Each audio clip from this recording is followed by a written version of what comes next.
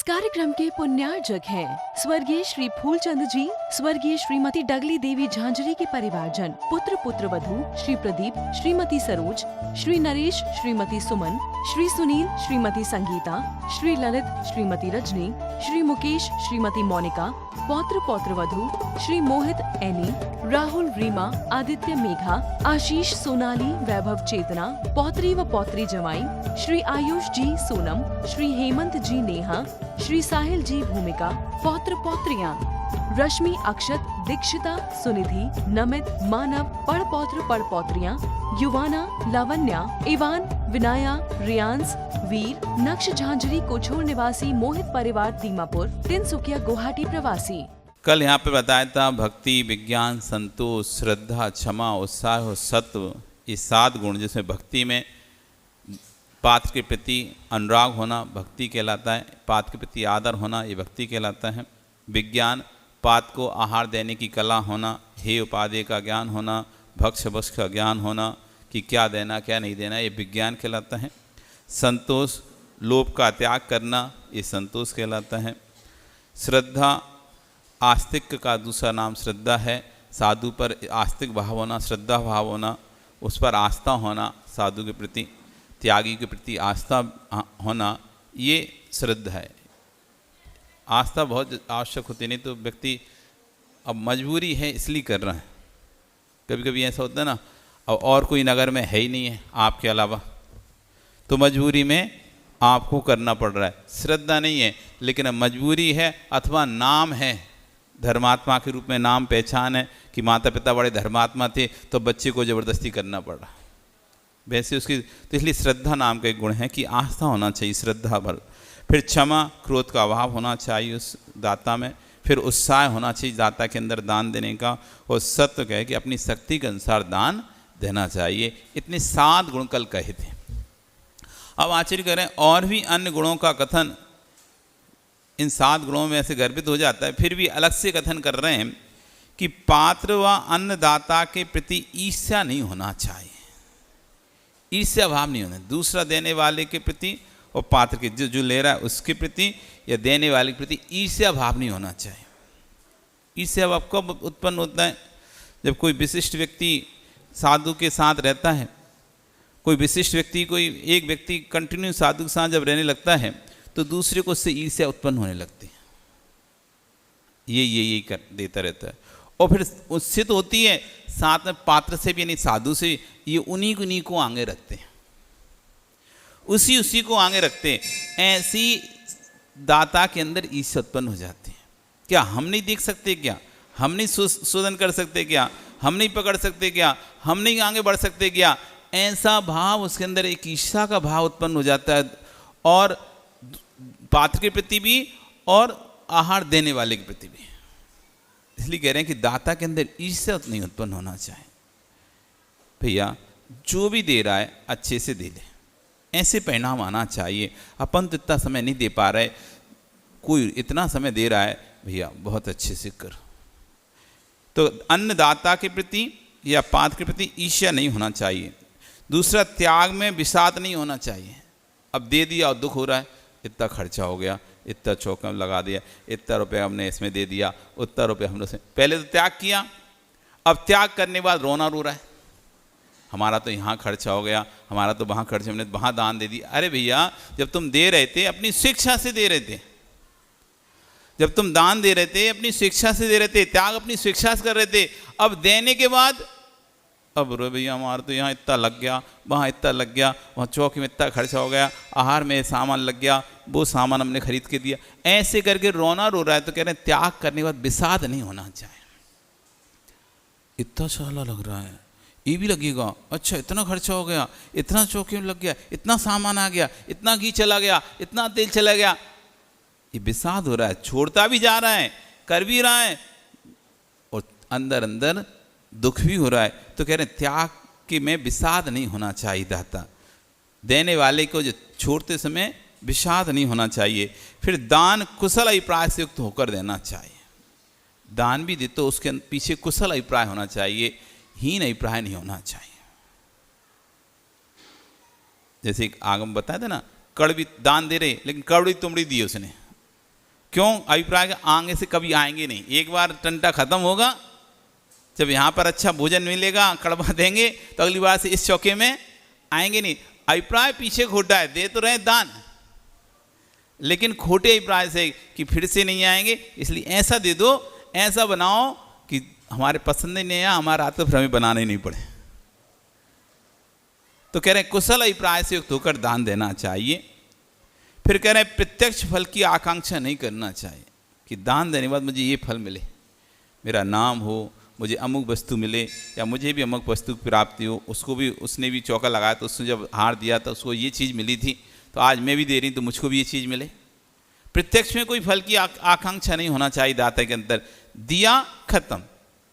दान तो वैसे भी इसी कि इस हाथ को दो तो उस हाथ को भी पता ना चले, फिर प्रत्यक्ष फल की तो बहुत बहुत दूर की बात है। कोई फल की इच्छा नहीं, कहते हैं ना नेकी करो दरिया में डाल, ऐसा कार्य होना चाहिए दान। दान करने के बाद भूल जाओ मैंने कुछ किया भी था, कोई पूछे भी कर दिया, ठीक है, हो गया, खत्म।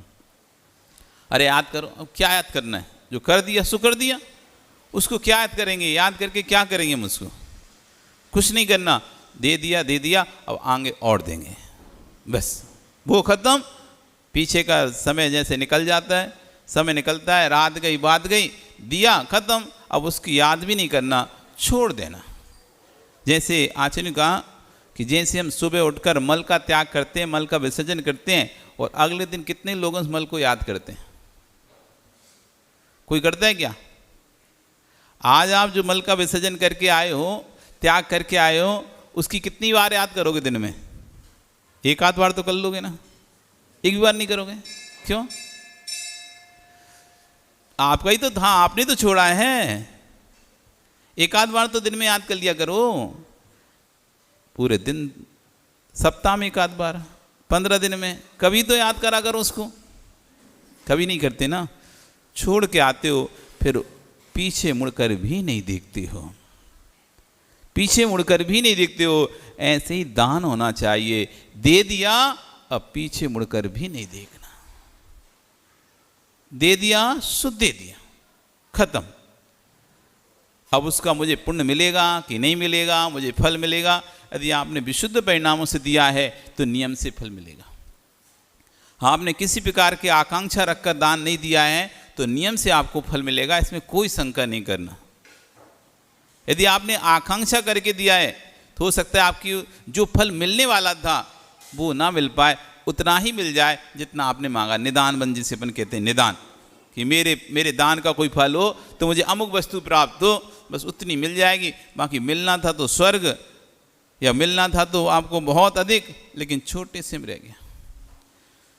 तो आचार्य कह रहे हैं कि यहाँ प्रत्यक्ष फल की आकांक्षा नहीं होना चाहिए दाता के अंदर। भविष्य काल में होने वाले सुखों की वांछा का निधान नहीं होना चाहिए। भविष्य काल में मुझे ऐसा मिले। देखो, एक देने वाले, लेने वाले को हमने बताया था कितने सारे 40 दोष देखना पड़ते हैं, 32 संतरा देखना पड़ते हैं, तब जाकर आहार एक ग्रास लेना पड़ता है। लेकिन देने वाले को भी इतनी चीज़ें ध्यान रखनी पड़ेगी। सिर्फ लेने वाले को नहीं समझना कि लेने वाले को ध्यान रखना है, देने वाले को ही ध्यान रखना है कि मेरे इसमें से कोई परिणाम तो नहीं हो रहे कि भविष्य मुझे अमुक वस्तु मिल जाए। इस आकांक्षा से मैं भी महाराज की सेवा करूंगा तो महाराज जब जाएंगे तो मुझे कुछ अच्छी चीज़ दे देंगे, इसलिए सेवा तो नहीं कर रहे, इसलिए तो हार नहीं दे रहे कि मुझे भविष्य में, आज मैं रोज हार देने आऊँगा तो भविष्य में मुझे अमुक वस्तु प्राप्त हो जाएगी। ऐसे भावों से तो नहीं। तो आचार्य उन कह रहे हैं कि भविष्य काल में होने वाले सुखों की वांछा का निधान नहीं करने वाला होना चाहिए। फिर कह रहे हैं किसी के साथ विसंवाद नहीं करना, दाता को किसी के साथ विसंवाद नहीं करना। अगर दान देते समय, आहार देते समय, किसी का करते समय कोई विवाद भी हो जाए तो अपने आप को शांत करना चाहिए। वहाँ तुरंत लड़ने खड़े नहीं हो जाना चाहिए। वहीं पर लड़ाई शुरू कर दी, आर्गूमेंट शुरू कर दिया, तुमने एक बोला तो हमने 4 सुना दिया। तुमने बोला कैसे एक? जो एक बोला तो तुरंत उसका तुरंत रिप्लाई दिया, एक क्षण भी शांति से सहन नहीं कर पाए। तो आज ही कहने विसंवाद करने वाला नहीं होना चाहिए, क्योंकि विसंवाद करने से मन शुद्धि तुरंत खत्म हो जाती है, वचन शुद्धि भी खत्म हो जाती है और मन शुद्धि भी खत्म हो जाती है। मन शुद्धि भी खत्म हो जाती है, वचन, क्योंकि वचनों से उल्टा सीधा निकलेगा मुख से, और मन में तो फिर आ ही गया, फिर जब तो वचन से आया तो मन शुद्धि भी खत्म और वचन शुद्धि खत्म। अब आप कैसे हार दोगे? क्योंकि आप तो बोल रहे हैं मन शुद्धि वचन शुद्धि, कहाँ है शुद्धि? अब ना तो मन शुद्धि बची है ना आपकी वचन शुद्धि बची है। तो बिना 5 शुद्धि नहीं हो तब हार नहीं दे सकते। मन शुद्धि वचन शुद्धि काय शुद्धि हार जल शुद्धि और नमोस्तु, ये 5 शुद्धियाँ ना बोलें, 5 भक्ति ना करें तो हार देने के पात्र नहीं है। अब आपकी तो 2 कम खत्म, अब 3 ही बची, तो आप हार ही नहीं दे सकते। इसलिए यदि कभी ऐसा हो मन आपका हार देते देते खराब हो जाए ना, तो थोड़ी देर पीछे हो जाना चाहिए। मन अच्छा करके आता हूँ, अरे मना शुद्धि मेरी खत्म हो गई है। मन में तो गुस्सा आ रहा है, हाथ में ग्रास है। मन में गुस्सा है और हाथ में ग्रास है, ऐसा होता ही नहीं होता। जब आपका मन खराब हो जाता है, कोई कुछ टोक देता है, कोई कुछ बोल देता है, आंखों में आंसू, हाथ में ग्रास और मन में गुस्सा, तीनों एक साथ दिखाई देते हैं। मन में गुस्सा रहता है, उसके आंखों में आंसू रहते हैं या क्रोध रहता है और हाथ में ग्रास रहता है। अब उस समय उसकी शुद्धि नहीं बची है। यदि आप इस समय यदि आहार दोगे तो कुबहू भूमि के पात्र बनोगे। ऐसे समय में जब मन खराब हो जाए तो थोड़ी देर पीछे उठ जाओ, भैया ठीक है मन ठीक होगा, हम तभी हार देंगे। अभी मन हमारा बेचैन है, व्याकुल है, आकुल व्याकुल हो रहा है, किसी के शब्दों से आहत हो गया। आहत होने से मन थोड़ी देर के लिए बेचैन हो गया, तो अपने आप को संभालें, संभाल कर फिर से अब ठीक है, अब चलो मन शुद्धि वचन शुद्धि काय शुद्धि हार जल शुद्धि। अब फिर से बोलो शुद्धियाँ, फिर से हार दो। तो विषाद नहीं होना चाहिए अंदर में। दान देकर खेद खिन्न ना होना, अपितु हर्षित होना चाहिए। निराभिमानी होना चाहिए, अभिमान नहीं आना चाहिए। देखो मैंने कितना अच्छा दिया, मैंने कितना बढ़िया चौका लगाया, आज तक कोई नहीं लगाया इस तरह का चौका। आज तक किसी के यहाँ नहीं बने होंगे इतना सामान, आज तक किसी नहीं खिलाया ऐसे चांदी के बर्तनों में, सोने के बर्तनों में। देखो हमने हार बनाया है। अभिमान आता है व्यक्ति का। चीज़ वस्तु होती है जो दूसरों पर ना हो और खुद के पास वस्तु हो तो उस पर अभिमान आता है, और सबके पास हो तो अभिमान नहीं आता। यदि सबके पास वही वस्तु है जो वस्तु तुम्हारे पास है तो अभिमान नहीं आएगा। लेकिन किसी के पास नहीं है और तुम्हारे पास है तो देखो दिखा दिखा के देता है व्यक्ति, दिखा दिखा के, देखो हमारे पास है, देख लो। तो कह रहे निराभिमानी होना चाहिए दाता को। इन गुणों से युक्त दाता ही प्रशंसनीय है। यही गुण सप्त गुणों में समाहित हो जाते हैं। और कह रहे हैं कि दाता कैसा नहीं होना चाहिए। आचार्य ने मूलाचार रखा कि दाता पातक दूषित नहीं होना चाहिए, यानी सूतक पातक नहीं लगाना चाहिए उसे। अब लोग बहुत से लोग मानते नहीं है, अरे कुछ नहीं होता, नहीं। आगम में सूतक पातक व्यवस्था है, आपकी जैसी पीढ़ियाँ हैं उस हिसाब से सूतक पातक कहाँ है वैसे मानना चाहिए, कुतर्क नहीं करना चाहिए। क्या होता है हम तो जानते नहीं हैं, हम तो पहचानते नहीं, हमने तो कभी देखा नहीं देखा तो आपकी पीढ़ी से दर पीढ़ी चला आ रहा है, वंश आपका पीढ़ी दर पीढ़ी चला आ रहा है, उसका राग भी आपको पीढ़ी दर पीढ़ी चला आएगा। क्योंकि आज कुछ भी उस वंश में कुछ भी होता है तो आपको अपना राग आता है, अरे हमारा वंश है, हमारा कुल का है।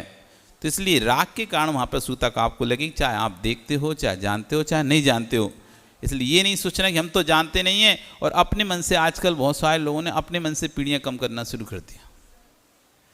जानते नहीं हैं, अब हम तो 3 दिन के ही मानेंगे, छोड़ो 3 दिन के ही मानेंगे, भले 7 दिन का लगता हो, 10 दिन का लगता हो। लेकिन उन्होंने क्या किया, अब कौन बहुत दूर है, कोई जाता भी नहीं है, आता भी नहीं है, आस्था संबंध भी खत्म है, इसलिए क्या करा, मीटिंग बिठाई 4 लोगों ने कि आज से अपन 3 दिन का मानना शुरू करें। चलो खत्म। अब चाहे कितने दिन का हो लगता हो, अपने तो 3 दिन का ही मानना है। कितने दिन का लगता हो, अपने तो 2 ही दिन का मानना है।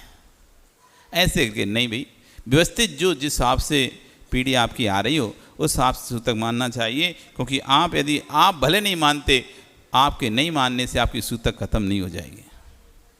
आप नहीं मानो, हम तो 2 ही दिन का माने, तो मान लो तुम 2 दिन का। लेकिन यदि आपको 5 दिन का लगता है और आप 2 दिन बाद तीसरे दिन से आप हार दान आदि कुछ क्रियाएं शुरू करने लगे तो आपको तीव्र पाप का बंध होगा।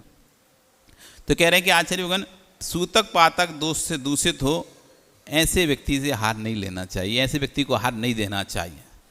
जो किसी की सब यात्रा से या दाह संस्कार करके आया हो, ऐसा व्यक्ति हार देने के पात्र नहीं है उस दिन। अगले दिन दे सकता है, उस दिन वो हार नहीं देगा।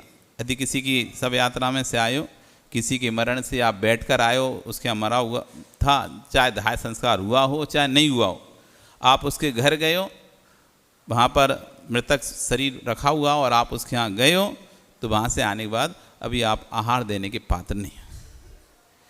तो दाह संस्कार में जाकर आया हो ऐसा व्यक्ति। फिर कह रहे अंगहीन हो, जिसका कोई अंग खत्म हो गया हो। अंग और उपांग दो प्रकार के होते हैं। हाथ पैर ये अंग होते हैं। 5 अंग होते हैं। पंचांग नमस्कार कहते हैं ना, 5 अंग अष्टांग, 5 अंग और अष्टांग, पंचांग नमस्कार अष्टांग नमस्कार। तो 5 अंग में 2 पैर, 2 हाथ और इस सिर, कितने हो गए? 5 हो गए। 8 इन्हीं को करेंगे तो सिर, 2 हाथ, 3, 2 पैर, 5 हो गए, और छाती, नितंब, पेट, ऐसे करके 8 अंग हो जाएंगे। अष्टांग जो साष्टांग होते हैं ना, लेट कर पूरा नमस्कार करना, माथा सब उसमें ले लो तो अष्टांग हो जाता है। तो अंगहीन यानी किसी का हाथ कटा है, एक हाथ है उसका, वो हाथ नहीं दे सकता एक हाथ। अंग बोल रहे हैं, ये उंगली उपांग है। अंग और उपांग 2 चीज़ें होती हैं हमारे शरीर में। अंग होते हैं और दूसरा उपांग होता है। उपांग, ये उपांग कहलाते हैं। उंगलियां ये उपांग हो गए, अंग नहीं है ये उपांग है। तो इसमें कह रहे हैं अंगहीन है, यानी हाथ कटा है उसका, पैर कटा है, लंगड़ा है, एक पैर कट जाते हैं लोगों के, पैर कट जाता है, एक पैर का रहता है, एक हाथ से रहता है। तो ऐसा अंगहीन नहीं दे सकता। फिर कह रहे हैं नपुंसक व्यक्ति हार नहीं दे सकता। जो नपुंसक है वो हार नहीं दे सकते, वो हार देने के पात्र नहीं होते। फिर और कुछ मुख में रखा है, अब मुंह में इलायची दबा के रखे हैं, लौंग दबा के रखे हैं, या कुछ खा रहे हो तो उसके ऐसे चबाए हुए आप हार देना चाहो तो आप मुंह में रख के हार नहीं दे सकते। कुछ ही मुंह में रखा हो तो व्यक्ति हार देने के पात्र नहीं होता। मुंह स्वच्छ और साफ होना चाहिए उसका मुख। नग्न होकर हाथ नहीं दे सकता कोई, इसलिए निर्गंध मुनि हार नहीं दे सकते। हार ले तो सकते हैं लेकिन दूसरे साधु को हार नहीं दे सकते। हार कराने जा सकते हैं, खड़े रहेंगे, शोधन कर देंगे, लेकिन अपने द्वारा चीज़ नहीं दे सकते। नग्न व्यक्ति हार नहीं करा सकता।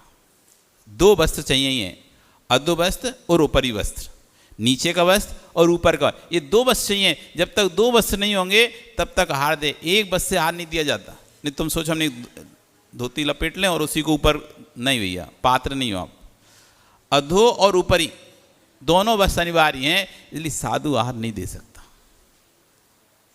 नग्न व्यक्ति हार नहीं दे सकता। आप सोचो बच्चा है, छोटा बच्चा है, और एक काम करो कपड़े मत पहनाओ, हार दे लो, 2 काम शुद्धि हमेशा बनी नहीं, वो हार नहीं दे सकता।